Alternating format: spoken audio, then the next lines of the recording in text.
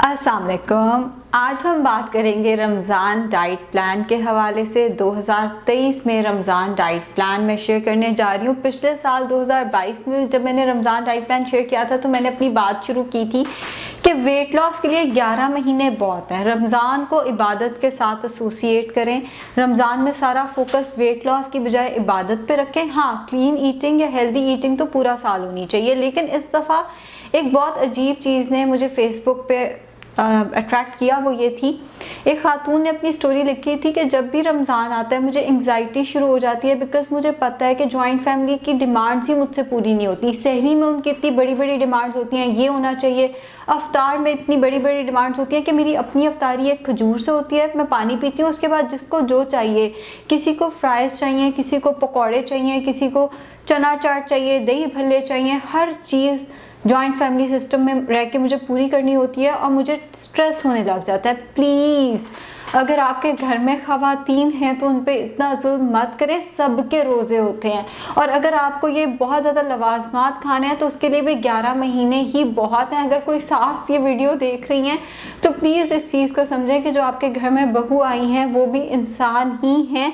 ये जो पूरे रमज़ान में रोज़े के साथ हम ख़वातीन से, मैं ये नहीं कह रही कि बिल्कुल ही बैठ जाएं, हम सब ज़ाहिर काम करते हैं, हम सब डेली काम कर रहे होते हैं। मैं भी क्लिनिक आती हूँ, मैं भी कंसल्टेशंस करती हूँ, जो मेरे घर के मर्द हज़रात हैं वो भी काम पे जाते हैं, मगर ओवरबर्डन मत करें। ओवरबर्डन से मुराद ये है 4 बजे 3 बजे हम किचन में घर की ख़वातीन को घुसा देते हैं कि जाओ जाके चीज़ें ही फ्राई करी जाओ आप। और ये कितने जुल्म की बात है कि रोज़ा खुला है, उस खातून का भी रोज़ा है, वो एक खजूर और पानी के साथ रोज़ा खोल रही है और पूरे घर वाले लोग जो हैं वो एक लेविश अफ्तार को एंजॉय कर रहे हैं।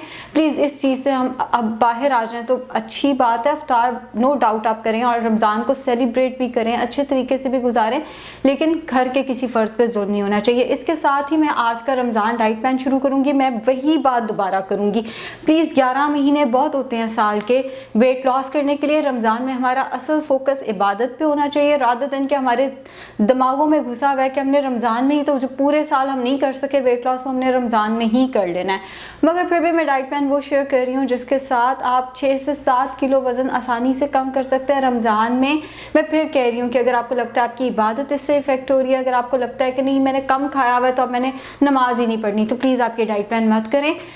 Diet plan healthy diet plan है, और वो डाइट प्लान है कि अगर आपको कोई बीमारी है, जैसे अगर आपका यूरिक एसिड बढ़ा हुआ है या आपका ब्लड प्रेशर बढ़ा हुआ रहता है, आप रमज़ान में क्लीन ईटिंग के साथ अपने बीमारियों को काफ़ी हद तक मैनेज कर सकते हैं। जो आपको सब्र अल्लाह ताला ने सिखाना है रोज़े के साथ, उस सब्र के साथ अगर आप चलते हैं तो आप बड़े अच्छे तरीके से इसमें वेट लॉस भी कर सकते हैं और अपनी सेहत को भी बेहतर कर सकते हैं। सहर से मैं स्टार्ट करूँगी। सहर में मैं आपको मल्टीपल ऑप्शंस जो मैंने पिछले साल भी दिए थे, मिलते जुलते ऑप्शंस होंगे। पराठे से हम शुरू कर लेते हैं। जौ और गंदम बराबर मकदार में मिक्स करके उसकी रोटी बनानी है 60 ग्राम। रोटी पकने के बाद मैयर करनी है, पेड़ा मैयर नहीं करना, आटा मैयर नहीं करना। रोटी पकने के बाद फाइनल फॉर्म में 60 ग्राम्स की होनी चाहिए। ख़वातीन ने उस पर 2 चाय के चम्मच देसी घी या मक्खन लगाना है, मर्द हज़रात ने उस पर 2 खाने के चम्मच देसी घी या मक्खन, बेशक आप उसको चॉपर लें या उसको पराठे की फॉर्म में ले लें। उसके साथ आपने लेना है 8 खाने के चम्मच सालन, दाल आलू मना है, बाकी आप जो सालन लेना चाहें ले सकते हैं। अगर सालन नहीं बना हुआ तो 1 अंडे का ऑमलेट बनाकर वो लिया जा सकता है। उसके साथ 1 कप दही ले लेना है, उस दही की आप लस्सी भी बना सकते हैं, वो दही आप चम्मच से भी ले सकते हैं। बेहतर है कि सादा दही चम्मच से लिया जाए। हम जो चीज़ नहीं समझते वो ये है कि नमक का इस्तेमाल भी डिहाइड्रेशन की वजह बनता है। जो लोग नमकीन लस्सी ज़्यादा पीते हैं उनको बाद में प्यास भी ज़्यादा लगती है, तो बहुत ज़्यादा नमक का इस्तेमाल नहीं करना चाहिए। हाँ, चूँकि हमारा एक कल्चर है कि जी हमने नमकीन लस्सी पीनी है या मीठी लस्सी पीनी है तो आप पी सकते हैं। मीठा करना है तो स्टीविया डालकर, शुगर या शक्कर नहीं आएगी, स्टीविया आएगा सिर्फ। और नमकीन करना है तो आप उसमें पिंक सॉल्ट का इस्तेमाल कर सकते हैं। उसके साथ हैंडफुल ऑफ मिक्स, साथ 1 मुट्ठी में जितने नट्स आसानी से आते हैं, आमंड्स, वॉलनट्स, जो आप लेना चाहें वो आप ले सकते हैं। और उसके साथ कम से कम दूध वाली चाय। अब मैं ही कहती हूँ कि मील्स के साथ चाय नहीं होनी चाहिए, लेकिन अब सहरी में ये तो होने से रहा कि आप सहरी के 30 मिनट बाद चाय पी लें तो आप साथ ही चाय पी सकते हैं। बिकॉज हम सब काम कर रहे होते हैं तो ये नामुमकिन है कि हम 2 बजे अपनी सहरी करें और फिर वेट करें कि 1 घंटा गुजरेगा तो हम चाय पियेंगे। आप साथ ही अपनी चाय भी पी सकते हैं, लेकिन ना होने के बराबर दूध बगैर चीनी के चाय होनी चाहिए। अफ्तार 1 से 2 खजूरें, इससे ज़्यादा अफ्तार में खजूरें नहीं लेनी। 1 से 2 खजूरें, उसके साथ आपने नींबू पानी लेना है स्टिविया डालकर, काला नमक और स्टिविया डालकर नींबू पानी, इसके अलावा कोई और ड्रिंक इस डाइट प्लान में नहीं है। उसके साथ आपने ले लेने हैं 2 फल, आप उन्हें काट कर उनकी चाट भी बना सकते हैं, मगर उसमें फ्रूट जूस का इस्तेमाल या शुगर का इस्तेमाल नहीं करना। बहुत सारे लोग ऑरेंज को ही ऊपर स्क्वीज कर देते हैं, वो नहीं अलाउड। 2 फल काट कर आप उनकी चाट बना सकते हैं। ये आपका अफ्तार होगा। ड्रिंक 1 से 2 खजूरें और उसके साथ 2 कटे हुए फल। उसके बाद नमाज के बाद आप अपना डिनर करेंगे। अब मैंने डिनर में वो सारी चीज़ें नहीं देनी, दही भल्ले, चना चाट, वो सब कुछ मैं नहीं दे रही आपको। आधी रोटी, ईमानदारी से जो घर में रोटी बनती है उसको आधा करें। अगर आपके पास किचन स्केल है तो 40 ग्राम की रोटी जौ और गंदम मिक्स करके उसकी रोटी होनी चाहिए, और साथ 10 खाने के चम्मच सालन, 1 पाव कच्ची सब्जियां। हम क्या गलती करते हैं, हम अफ्तार में सब्जियां तो लेते ही नहीं है। रमज़ान में अगर आप रिकॉल करें, कच्ची सब्जियों का सलाद तो कोई भी नहीं ले रहा होता।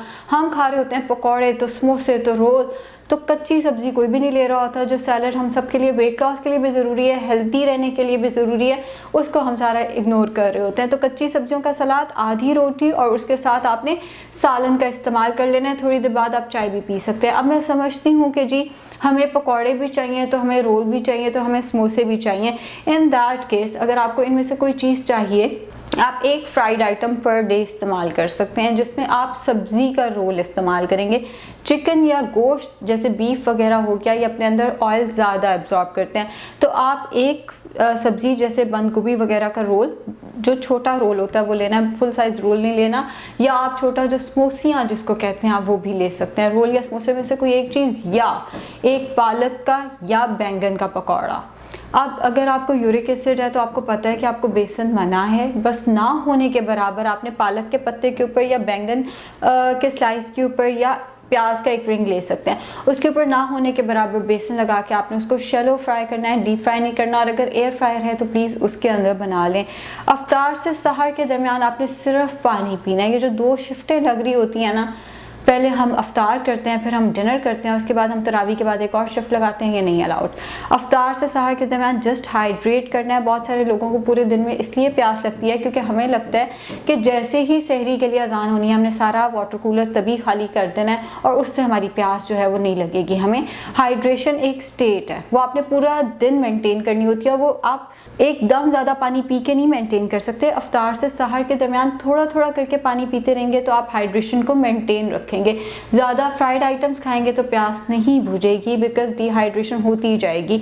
हाँ, अगर आपको इस सारे से अगर आपकी हंगर नहीं ख़त्म होती तो आप चिया सीड्स अपनी लेमनेड के अंदर डाल सकते हैं। 1 टीस्पून चिया सीड्स या तुख मलंगा भी हो सकता है, वो आपने पहले से ही 30 मिनट्स के लिए सोक करके रखना है, उसको लेमनेड में शामिल करते हैं। अगर आपको जामे शीरी की या रूह अफ़ज़ा की आदत है तो बहुत अच्छी बात है कि शुगर फ्री जामे शीरी या रूह अफ़ज़ा भी मार्केट में आ गया हुआ है। अब पेशेंट क्या करते हैं, शुगर फ्री जामे शीरी डाला, उसमें 2 चम्मच चीनी डाल दी, ये नहीं करना, डायरेक्ट उसको डाल के पीना होता है। आप उसमें अगर जामे शीरी कम रखना चाहते हैं तो आप उसमें स्टीविया इस्तेमाल कर सकते हैं और कोई चीज़ नहीं आएगी। दूध सोडा को लेकर जो मेरे से बहुत सीनियर न्यूट्रिशनिस्ट हैं, बहुत सीनियर न्यूट्रिशनिस्ट, उन्होंने रिसर्च की है कि दूध सोडा इतनी बुरी ऑप्शन नहीं है जितना हम इसको बुरा समझते रहते हैं। अगर आप दूध सोडा लेना चाहते हैं अफ्तार ड्रिंक के तौर पर, एक ग्लास दूध सोडा ले सकते हैं, जिसमें 3/4 ग्लास होगा दूध बगैर मलाई के, और 1/4 ग्लास आपने डाइट स्प्राइट लेनी है। और जैसे मैं कह रही हूँ, बहुत सीनियर न्यूट्रिशनिस्ट की रिसर्च है, ये मेरी रिसर्च नहीं है। वो ये कहती हैं कि इससे कैल्शियम की एब्जॉर्प्शन भी बढ़ती है, और अगर वो कहती हैं तो मैं उन पर ब्लाइंडली ट्रस्ट करती हूँ कि डेफिनेटली बढ़ती होगी। सो आप दूध सोडा का 1 ग्लास ले सकते हैं इसके साथ, मगर इन दैट केस फिर आपने सहरी में जो मैंने 1 कप दही कहा था उसको आधा कप कर देना है। शुक्रिया।